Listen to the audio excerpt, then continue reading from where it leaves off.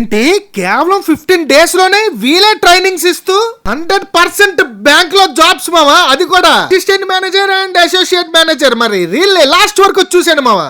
To smart Vizag IT services. దీని address ఎక్కడ అంటే 2nd floor upstair of central bank, correct గా మన సీతంపేటలో ఉంటదండి.